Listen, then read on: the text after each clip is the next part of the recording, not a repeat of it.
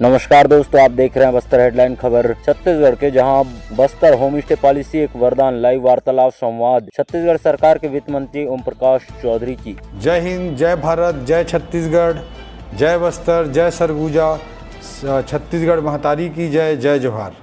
साथियों, आज बहुत अच्छे विषय पर, बहुत सकारात्मक विषय पर मैं आप सब लोगों के साथ चर्चा करने के लिए लाइव हुआ हूँ।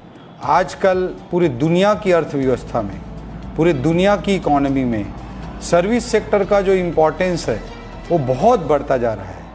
क्या जैसे भी कोई अर्थव्यवस्था विकासशील अर्थव्यवस्था से विकसित अर्थव्यवस्था बनती जाती है, जैसे भी कोई देश या कोई प्रदेश विकासशील देश से विकसित देश बनता जाता है या विकासशील प्रदेश से विकसित प्रदेश बनता जाता है, तो सर्विस सेक्टर की, सेवा क्षेत्र की जीडीपी पे सहभागिता, उसकी प्रमुखता बढ़ती चली जाती है।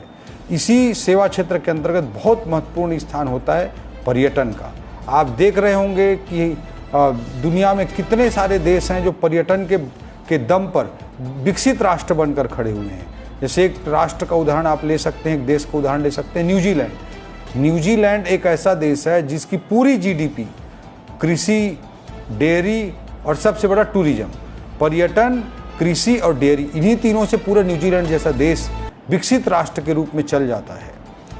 ऑस्ट्रेलिया का एक शहर है केन्स, जहाँ पे ग्रेट बैरियर रीफ है, जो प्रवाल से बना हुआ दुनिया का सबसे बड़ा द्वीप है, ग्रेट बैरियर रीफ। वहाँ पर उससे लगा हुआ जो शहर है वो केन्स सिटी है। कई बार मैच भी शायद वहाँ पर होता है ऑस्ट्रेलिया में। तो केन्स शहर की जो 80% जीडीपी है वो केवल ग्रेट बैरियर रीफ के पर्यटन से आ जाती है। आजकल हमारे देश से भी मोदी जी स्वदेश दर्शन के लिए बहुत बड़ा अभियान चला रहे हैं। लोग स्वदेश दर्शन भी करते हैं, धार्मिक टूरिज्म भी करते हैं, कुंभ में भी जाते हैं, चारों धाम भी जाते हैं।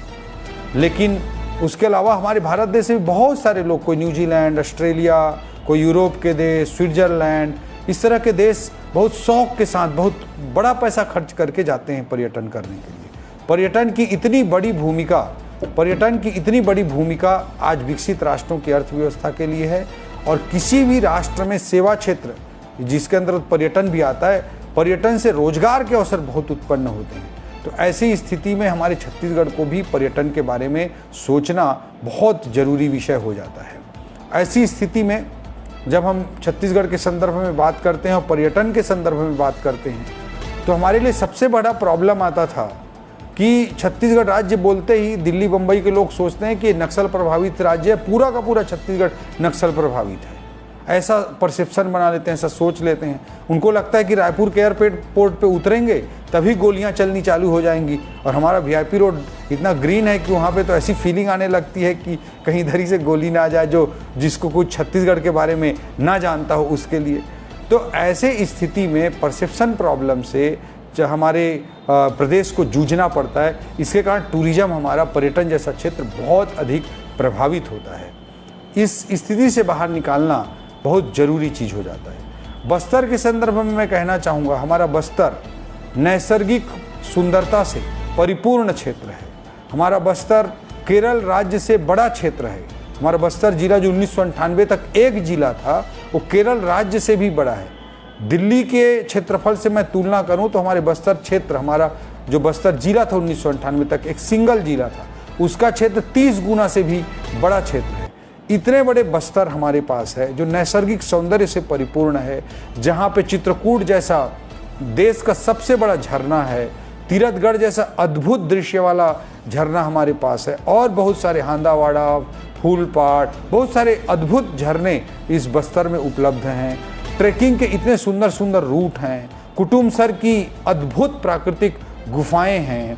हमारे पास आकाशनगर, कैलाशनगर जैसे प्राकृतिक सौंदर्य से परिपूर्ण क्षेत्र हैं। सातधार, बारसूर जैसे हमारे प्राकृतिक सौंदर्य और ऐतिहासिक महत्व से परिपूर्ण जगह हैं।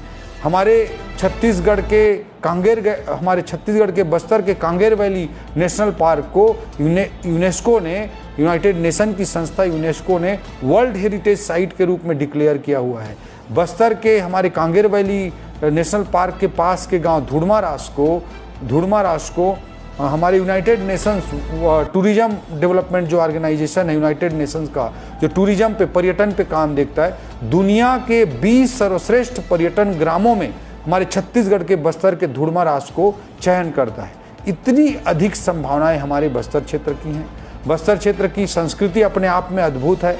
परिपूर्ण ट्राइबल कल्चर, हमारे जो जंगल हैं वो प्राकृतिक सौंदर्य से और अद्भुत सुंदरता से परिपूर्ण हैं। एक अबूझमाड़ जैसा क्षेत्र भी है। हमारे पास सब कुछ है, लेकिन टूरिज्म हमारे पास नहीं आ पाता क्योंकि परसेप्शन प्रॉब्लम है।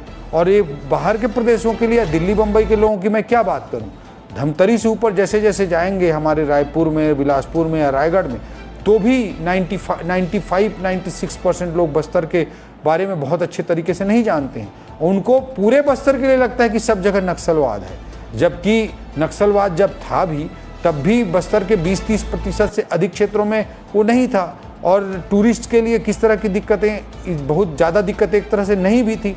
और जो नक्सलवाद था भी, उससे नक्सलवाद से फ्री क्षेत्र भी 60-70% हमेशा रहा है बस्तर का।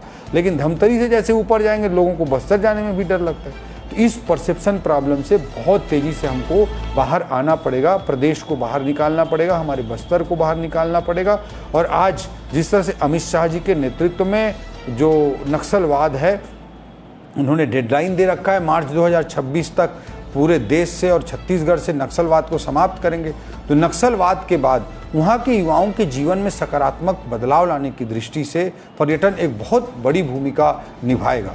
इस पर्यटन में भी जो वहाँ की कल्चर है, बस्तर की जो अद्भुत संस्कृति है, वहाँ के जो हाट बाजार हैं, वहाँ का जो सल्फी है, वहाँ का जो महुआ है, वहाँ के जो प्राकृतिक सौंदर्य, चित्रकूट, तीरथगढ़, कुटुम्बसर, धुड़मारास, कांगेरवली नेशनल पार्क, आकाशनगर, कैलाशनगर, ढोलकाल, सातधार, बारसूर जैसे जो अद्भुत जगह हैं, उन सब की सुंदरता को हमको सामने ला करके हमको आगे लाना पड़ेगा। और वहाँ के कल्चर, वहाँ के हाट बाजार, वहाँ की मुर्गा लड़ाई, ये सबको प्रदेश के अन्य क्षेत्रों के सामने और देश के अन्य क्षेत्रों के सामने हमको उद्धृत करने की आवश्यकता होगी, ताकि बस्तर के युवाओं को अच्छे तरीके से रोजगार मिल सके, उनके जीवन में बदलाव आए और बस्तर के बारे में पूरी दुनिया जाने।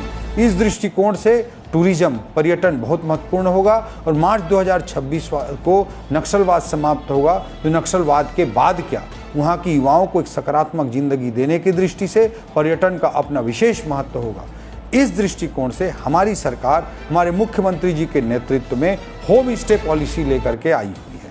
आज दुनिया में टूरिज्म में हम जब देखते हैं तो बड़े बड़े होटलों में 7 सितारा, 5 सितारा, 7 स्टार, 5 स्टार होटलों के अलावा अलग तरह का भी टूरिज्म बहुत तेज़ी से डेवलप हो रहा है।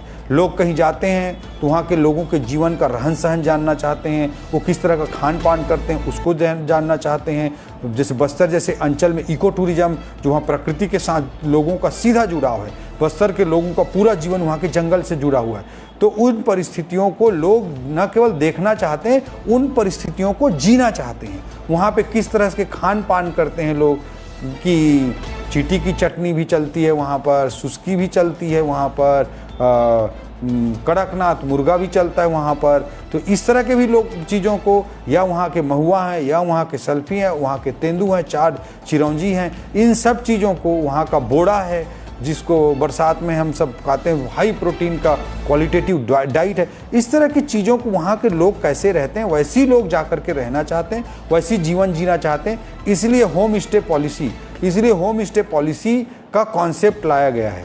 आज दुनिया के बहुत सारे देश इस कॉन्सेप्ट पे काम कर रहे हैं। वियतनाम जैसे देश में मैं बीच में देखा था, वहाँ पे बहुत सारे गांव ऐसे विकसित किए गए हैं जो पूरी तरह से होम स्टे पॉलिसी के लिए समर्पित हैं। वहाँ के गांव के घरों में ही होम स्टे पॉलिसी का मतलब यह है कि आपके घर से लगे हुए कुछ रूम आप बना देते हैं, कुछ कमरे बना देते हैं, और उसी घर के खाने की तरह ही उनको खाना खिलाते हैं। उसी तरह से एक अतिथि के रूप में उनका आप आवभगत करते हैं, उनको रखते हैं, और जो जीवन शैली है उसको न केवल पर्यटक देखता है बल्कि उसको जीता है। इस दृष्टिकोण से होम स्टे पॉलिसी हमारी सरकार द्वारा, हमारे मुख्यमंत्री जी के नेतृत्व में लाया गया है, जिसके तहत हमारे बस्तर के कुछ और हमारे छत्तीसगढ़ के कुछ अन्य महत्वपूर्ण पर्यटन स्थलों को पर्यटन विभाग चिन्हांकित कर रहा है। और उसके 5 किलोमीटर के रेडियस में जो गांव हैं, वहां पर घर के साथ टूरिस्ट के हिसाब से अगर आप कमरा बनाते हैं तो प्रति कमरा लगभग 1 लाख रुपए कि सब्सिडी, कैपिटल सब्सिडी, और अगर लोन लेकर बनाते हैं तो उस पर अतिरिक्त इंटरेस्ट सब्सिडी भी दी जाएगी। उसके साथ इस तरह की पॉलिसी लाई गई है जिससे लोगों को आर्थिक मदद मिलेगी।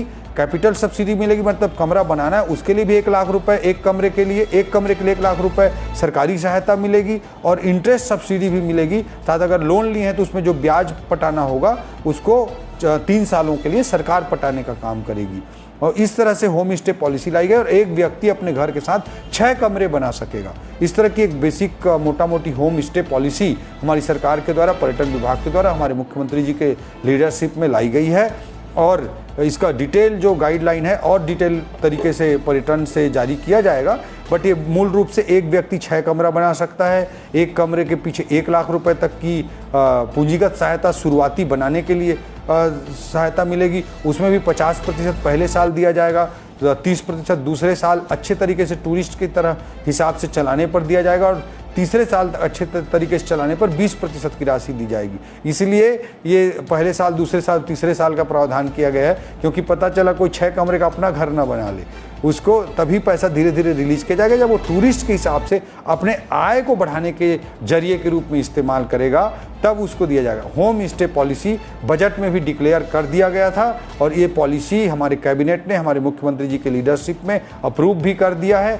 और आने वाले समय में इसमें बहुत तेज़ी से अच्छे तरीके से काम हो।